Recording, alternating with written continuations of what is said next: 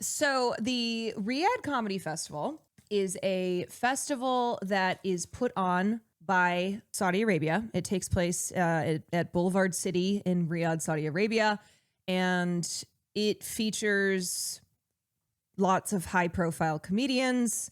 And essentially, it is Saudi Arabia's attempts to whitewash the crimes that they commit against humanity, you know? And they offer people tons of money, tons and tons of money, so that they look the other way. And for everyone who's like, oh, well, maybe they'll get up on stage and talk about all of the human rights violations that the Saudis are committing. I don't think that's going to happen. I don't think Whitney Cummings is going to get up on stage and talk about like the journalists that are getting executed because they are dissidents. I don't think that's happening. Here's Marc Maron. Festival. I don't know if you heard about that. There's a Riyadh Comedy Festival. I don't know if you heard about that. This is true. There's a Riyadh, Saudi Arabia Comedy Festival. I mean, how do you even promote that? You know, like from the folks that brought you 9/11. 2 weeks of laughter in the desert. Don't miss it. Also, to be clear, a lot of comedians get offered the bag. Not every one of them take the bag.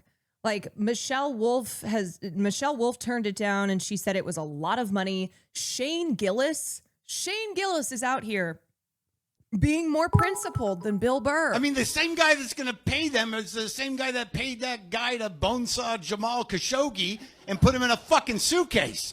But don't let that stop the yucks. It's going to be a good time.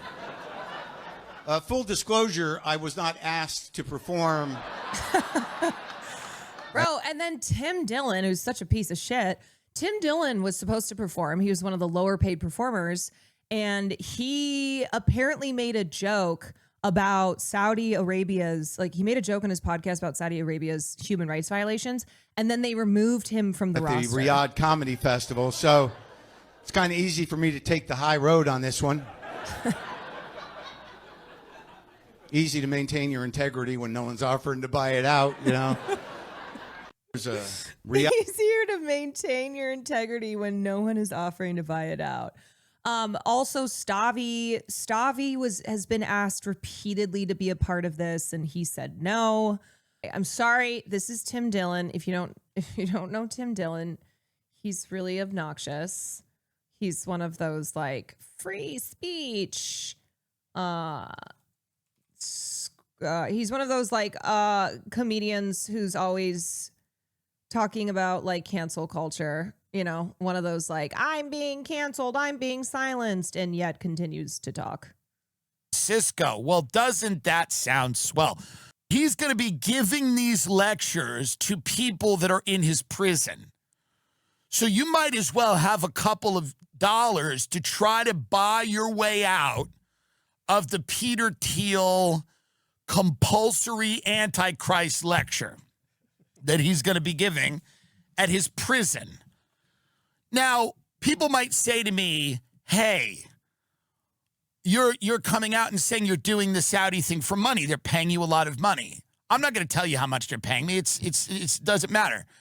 Doesn't matter how much they're paying me $375,000 for one show. I like that he goes, I'm not going to say how much they're paying me. They were paying me $375,000 for one show. And also, this is on the lower end. Now, a lot of other people are getting $1.6 million. That's not me. I'm not in that bracket. But they're giving me $375,000. Others are getting $150,000. Why are they doing it? Here's the point. Okay? I am doing this because they're paying me a large sum of money. They're paying me enough money to look the other way. Like, at least he says it, okay? At least Tim Dillon is like, yeah, they're paying me $375,000 and they're paying me this amount of money so that I look the other way, so that I don't go, wait a sec, what's going on here? So that in my comedy that I perform at the show, I don't say anything about what the Saudis are doing. So that's why I'm sitting here being like, if you think that these comedians are going to get up on stage and use their, use their performance in a way that highlights what the Saudis are doing, I don't think so. Do you understand? Look the other way. That's a 4-word sentence that people don't do anymore. Look the other way. If something bad is happening to your left, look to your right. If, for example, I'm at a breakfast and I see someone get grabbed and they start hitting them with that, that big stick. I don't know if it's bamboo or whatever it is. It's kind of a wood, but it kind of snaps back. It's perfect for a cane. If I see someone getting it, I will look the other way, okay? If I look the other way and I see someone being behanded, meaning they're chopping a hand off, that might be interesting to just kind of see actually how they do it, because I think they do it kind of a sanitary way. But from what I've heard, if they're chopping a hand, I might look down. And if I'm looking at the floor and I see some eyeless beggar grabbing at me, trying to get my money, I will look up to the heavens.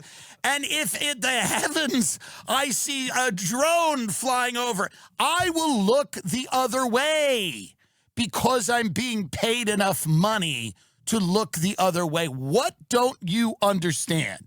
What is so complicated? I'm the only honest person just going to do it. Everyone else is going to have. And you know what happened? He got his contract.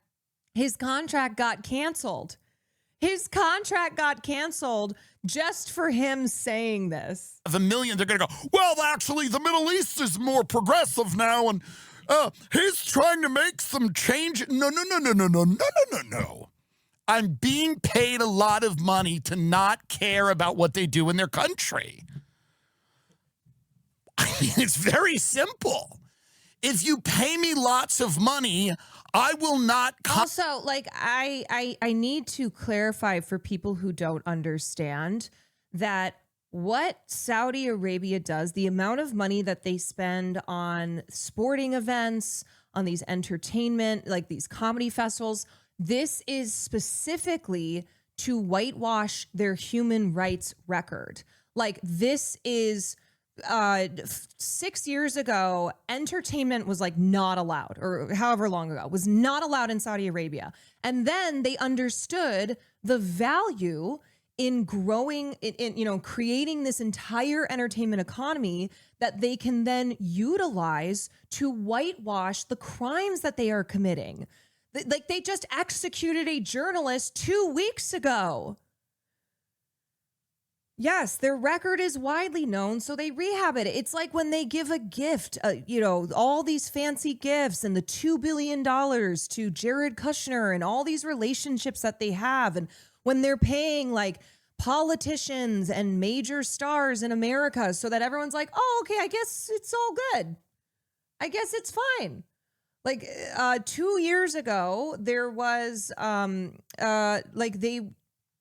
it was announced that they were going to do the World Expo, that they were possibly going to host the 2030 World Expo, and people human rights organizations responded to that and were like, we beg, we beg people in charge to not consider the candidacy of Saudi Arabia as a possible host for the 2030 Expo. Okay, this is incredible. I fucking love Zach Woods. Prototype, thank you for the 3 months. Chris, thank you for the Prime.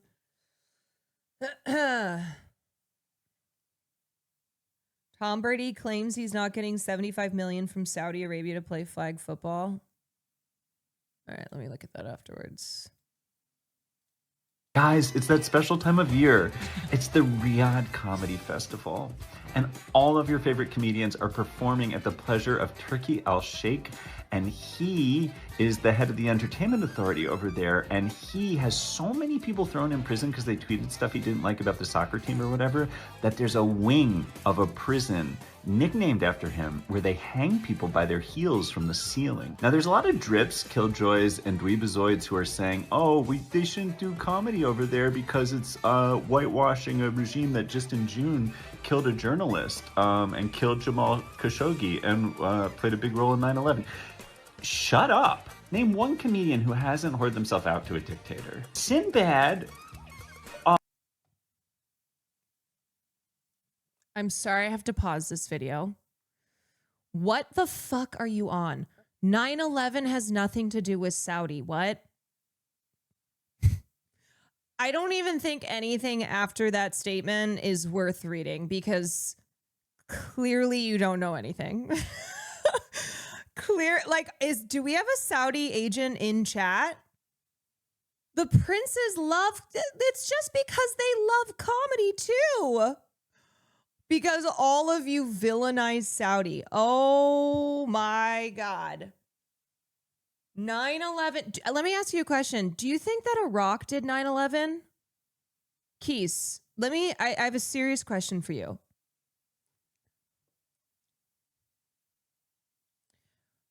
Do you believe that the U.S. invaded Iraq because they did 9/11? No. Well, that's good.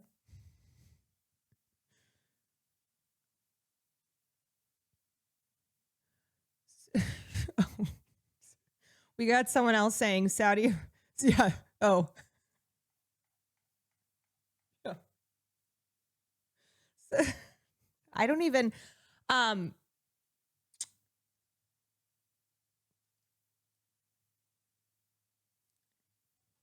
Here, I'm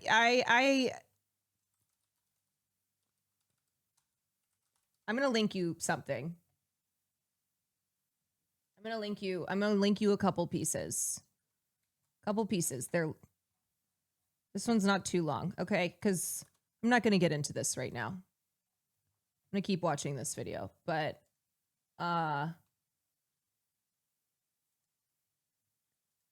here's another piece, another good piece. Here you go. In the 80s, would go perform for dying Nazis hidden out in Argentina. Mr. Bean would do private shows for Idi Amin. Me and Bibi Netanyahu have collaborated. I pitched him a prank show called The West Bank, where it's hilarious. Like, people in masks show up and eject people from their homes, and they're terrified. They just traumatize these families, and then they can never come home. And it's been going on for years, but this season has been like action-packed. And it's a prank show, but there's also a true crime element because it violates international law and people have been killed a lot. Let's not get our, moral panties yanked up, wedged high in our rumps. Human Rights Watch has been begging the comedians not to participate in the whitewashing of the horrors that are ongoing in Saudi Arabia. Ugh, what a cockblock Human Rights Watch is for comedy. Let's have some fun, let's have some yucks, and let's not look too closely at anything. I'm a hypocrite too. I'm a hypocrite too.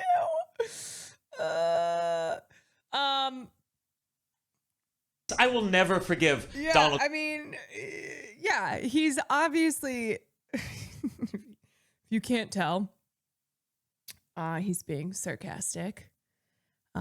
He is pointing out the fact that no, it's not just going over there and doing some comedy. Like, no, it's not just because princes love comedy too.